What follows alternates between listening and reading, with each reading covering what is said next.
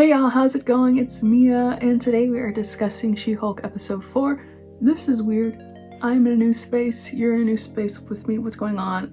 If you've seen my last video, I said I was going to Germany, and I am kind of like on a shoestring budget setup, I've got just my phone. I didn't bring any audio equipment, so I apologize. I do have my laptop, but that's not gonna help this video quality until I start editing it. But we'll just have to hang in there. And I'm on vacation anyway, so you're just lucky that I decided to make no. So anyway, yeah, I finally got around to watching She-Hulk. I've been in Germany for like 3 days. I don't know, time is weird.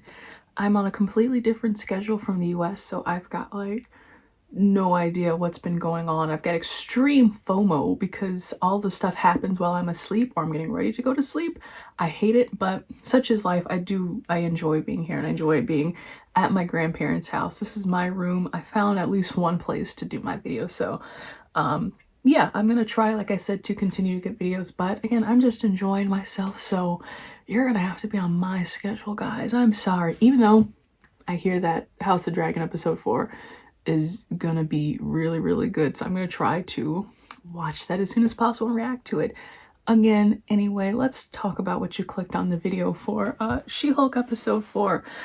How many times do I have to say another great episode? This in particular, it's just so low stakes. It's funny. They hit all the right beats.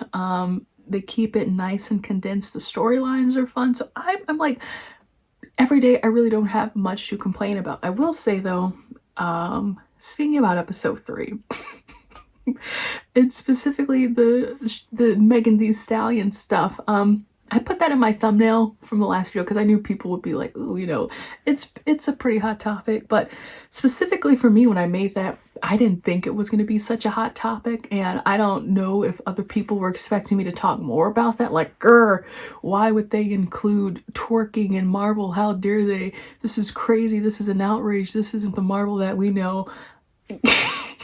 I literally, when I watched that, I had, you know, like, oh, haha, that's kind of funny, that's kind of crazy. I don't necessarily think that She-Hulk is a bad show. I think that it's a comedy, and it's set up to be a comedy more than, you know, any other Marvel entity.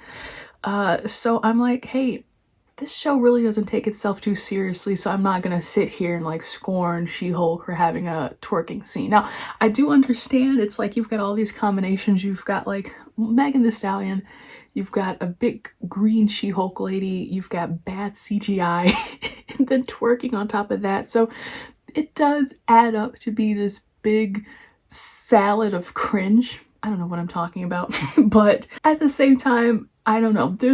I've been seeing some people, even like, I love watching Moist Critical. He didn't like it. He didn't like She-Hulk. I'm like, I'm sorry, but you know, it's a comedy. So these are one of those projects that I'm not gonna hit Marvel over the head or slap them on the wrist just because it's not great. I'm like, if you don't like the comedy, then so be it. But it's been hitting with me. My family's been loving it. And it's kind of weird too, because I do have a low threshold for comedy or some forms of comedy, like anything that's too overly silly or anything that's too like where you have like a quirky character. And I was afraid that Jen Walters was going to be that, you know, so quirky character, or like a Amy Schumer or a Lena Dunham type. I'm so, you know, that's like too cringe for me. So I'm glad, like, her character is very straightforward. I don't like, again, I don't have many gripes about this series. I think they're doing a really good job. I mean, this episode, what more could you want? We had Wong, he was back. I like the storyline that they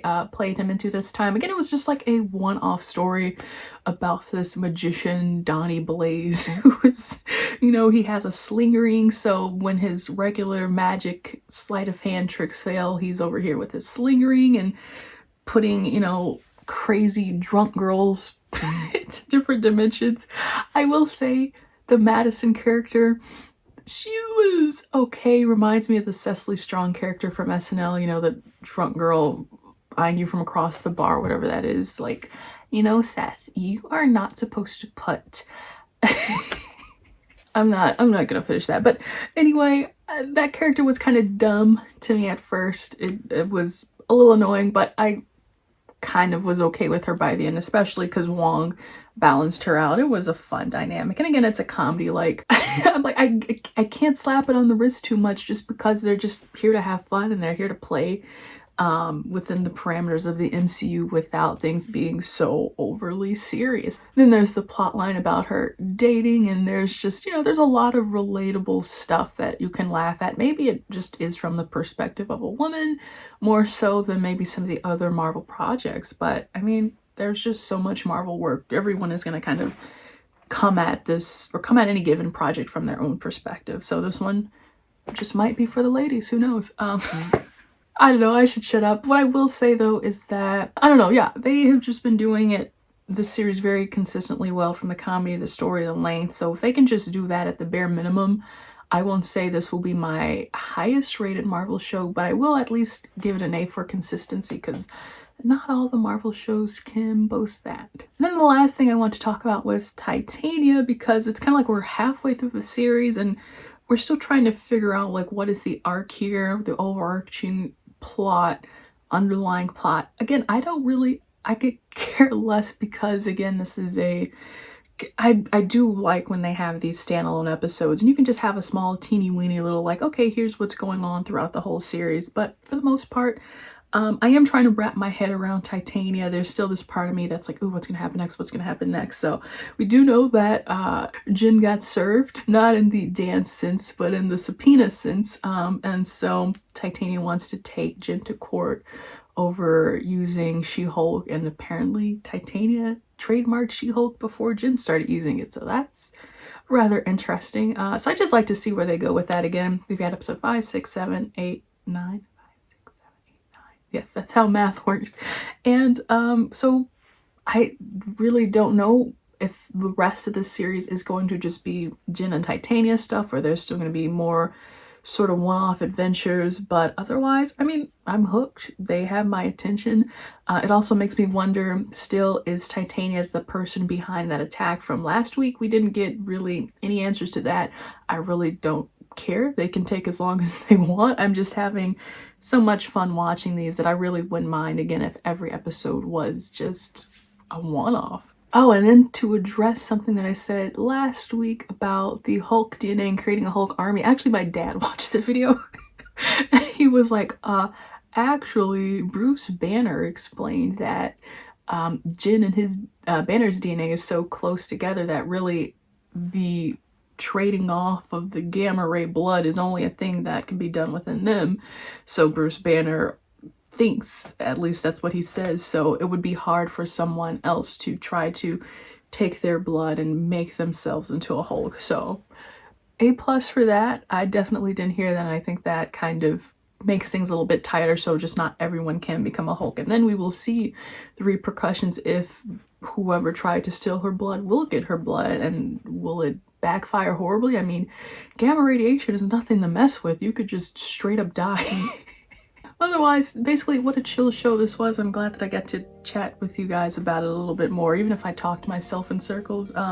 It's fun because watching House of the Dragon every week takes an hour to watch it, and then it takes an hour for me to write the script just because there's so much to break down.